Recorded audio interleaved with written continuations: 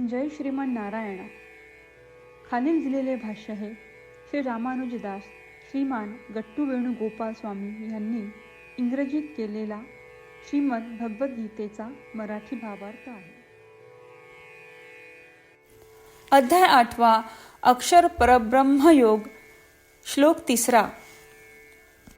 अक्षरं ब्रह्म परमं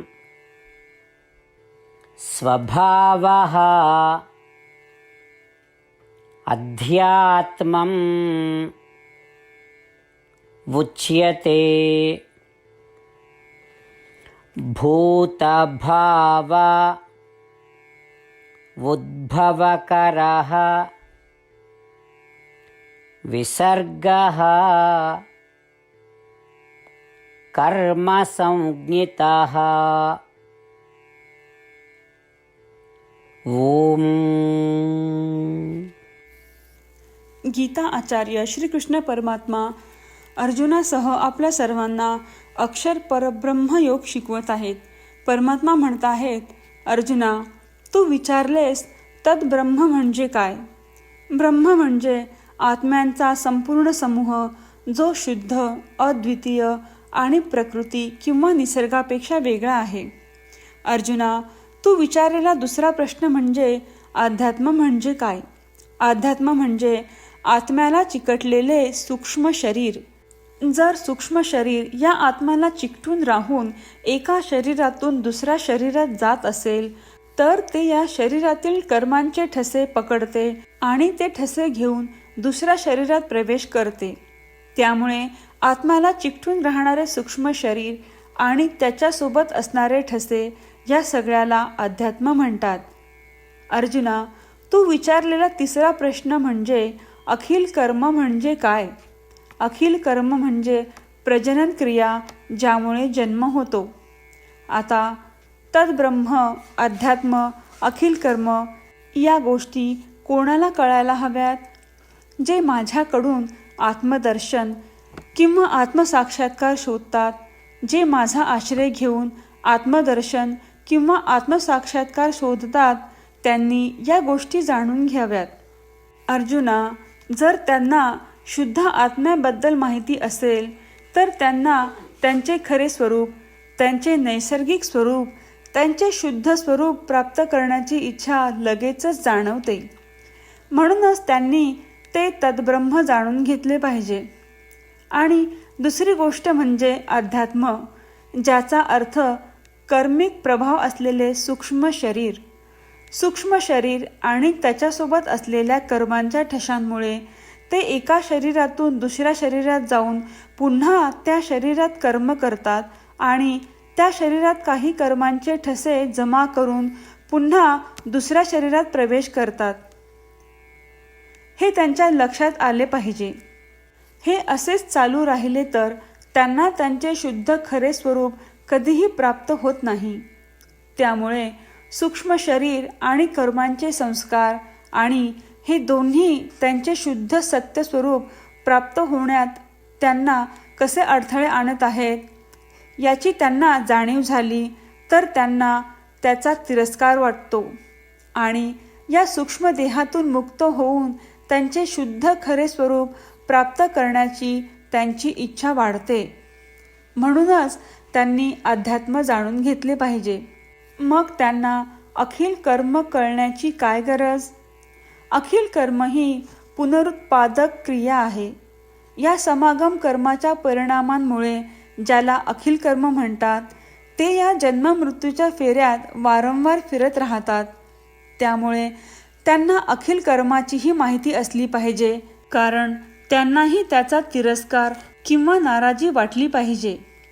जर त्यांना माहीत असेल की हे एक कारण आहे जे त्यांना त्यांचे नैसर्गिक शुद्ध खरे स्वरूप प्राप्त करण्यापासून रोखत आहे, तर ते त्यापासून मुक्त होण्यासाठी तीव्र प्रयत्न करतील. म्हणून ज्यांना आत्मदर्शन किंवा आत्मसाक्षात्कार साधायचा आहे त्यांनी तद्ब्रह्म, अध्यात्म आणि अखिल कर्म जाणून घ्यावे. त्याचप्रमाणे श्रीकृष्ण परमात्मा त्या गोष्टी स्पष्टपणे सांगत आहेत ज्यांना असे वाटते की त्यांनी श्रीकृष्ण परमात्म्यांकडे जावे आणि आत्मदर्शन किंवा आत्मसाक्षात्कार साधावा. श्रीकृष्ण परमात्म्यांच्या शिकवणींचे चिंतन करताना आपण आत्म्याचे किती शुद्ध स्वरूप आहोत याची जाणीव करून देत आपण आता या प्रापंचिक प्रकृतीच्या नियंत्रणाखाली आहोत आणि या जन्म मृत्यूच्या चक्रातून जात आहोत याचा जेव्हा आपल्याला खेद वाटतो तेव्हा लगेचच आपण आपली नैसर्गिक शुद्ध खरे स्वरूप प्राप्तीची इच्छा वाढवण्याचा संकल्प केला पाहिजे. आपण श्रीकृष्ण परमात्म्यांचे शब्द जसेच्या तसे पुन्हा सांगण्याचा प्रयत्न करूया. अक्षरं ब्रह्म परमं स्वभावोऽध्यात्ममुच्यते भूतभावोद्भवकरो विसर्गः कर्मसंज्ञितः. श्रीमद भगवद्गीतेचे संपूर्ण सार श्रीकृष्ण परमात्म्यांनी अध्याय 18 श्लोक 65 ते 70 मध्ये 8 गोष्टी करण्यासाठी दिल्या आहेत. श्रीकृष्ण म्हणतात, जे या 8 गोष्टींचे पालन करतात ते मला आवडतात. मी त्या भक्तांचे सर्व प्रकारे रक्षण करीन.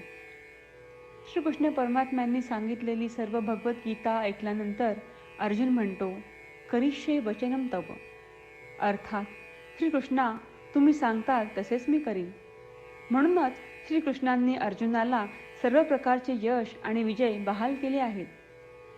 परमात्म्याला आपले वचन देऊया की आपण या 8 क्रिया पाळू. परमात्म्याला हा शब्द देण्यापेक्षा मोठी कोणतीही पूजा, तप, यज्ञ नाही. ह्या 8 क्रियांचा तुम्ही सर्वांनी मनाने विचार करा असे मी म्हणेन. अशा प्रकारे आपण श्रीकृष्ण परमात्म्याला आपले वचन देत आहोत. आपण सर्वांनी श्रीकृष्णाच्या चेहऱ्याचा आनंद आणि सुख अनुभवूया. जय श्रीमन नारायणा. ह्या 8 क्रिया खालीलप्रमाणे आहेत. हे श्रीमन नारायणा, तुम्ही सांगितल्याप्रमाणे मी नेहमी तुमच्यावर चिंतन आणि विचार करीन. हे श्रीमन नारायणा, तुम्ही सांगितल्याप्रमाणे मी सदैव तुमचा भक्त असेन. हे श्रीमन नारायणा, माझी सर्व कृती तुमची सेवा आणि तुमच्या समाधानासाठी करेन. हे श्रीमन नारायणा, तुम्ही अनुसरण करायला सांगितल्याप्रमाणे मला खूप विश्वास आहे की मी तुमचा आहे आणि मी नेहमी हात जोडून तुम्हाला नमस्कार करीन आणि तुमची पूजा करीन. हे श्रीमन नारायणा, मला तुमचे शब्द आठवले. मामेकम शरणम व्रज, जे तुम्ही एकट्याला शरण जायला सांगितले आहे. श्रीमन नारायणा, मी एकटाच तुम्हाला शरण जातो. हे श्रीमन नारायणा, मला तुमचे मा शुचाह शब्द आठवले की तुम्ही आम्हाला दुःख न करण्याचे आश्वासन देत आहात. मी यापुढे शोक करणार नाही. हे श्रीमन नारायणा, तुम्ही आमच्यासाठी श्रीमद भगवद्गीता देऊन आम्हा सर्वांवर कृपा केली आहे आणि आशीर्वाद दिला आहे. मी दररोज किमान 1 श्लोक वाचण्याचे किंवा ऐकण्याचे वचन देतो. हे श्रीमन नारायणा, तुम्ही गीता सर्व मानवजातीपर्यंत पोहोचवलीस. मी गीतेतील तुमचे दैवी वचन त्या भक्तांपर्यंत पोहोचवण्याचा प्रयत्न करेन जे गीतेला अपरिचित आहेत. हे श्रीमन नारायणा, तुम्ही सांगताल तसेच मी करेन. तुमच्या इच्छेप्रमाणे वागेन आणि तुमच्यासाठीच काम करीन. श्रीमन नारायणाला आपण वचन देऊयात की दररोज त्यांनी सांगितल्याप्रमाणे आपण आचरण करू. हीच एक महान पूजा आहे. श्रीमन नारायणा, करिष्ये वचनम तव. श्रीमन नारायणा, मी तुमच्या सूचनेनुसार वागेन. अक्षरं ब्रह्म परमं स्वभावः